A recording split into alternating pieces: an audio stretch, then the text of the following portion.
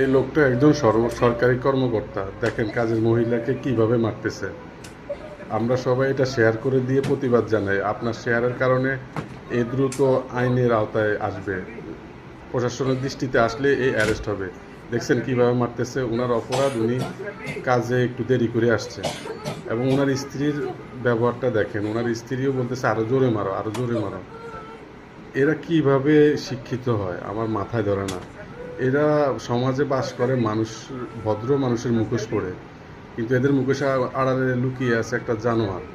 দেখছেন কিভাবে মারতেছে, একজন অসহায় মহিলাকে এভাবে মারতেছে। আমরা চাই একে দ্রুত আইনের আওতায় আনা হোক।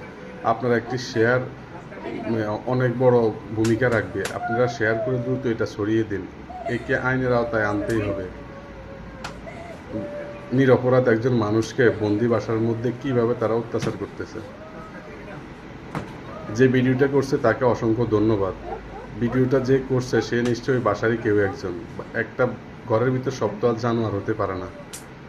এ বাসার মহিলাটা আরও খারাপ। আমরা এটা শেয়ারের মাধ্যমে দ্রুত ছড়িয়ে দিন, দ্রুত ছড়িয়ে দিন, প্রতিবাদ জানান শেয়ারের মাধ্যমে।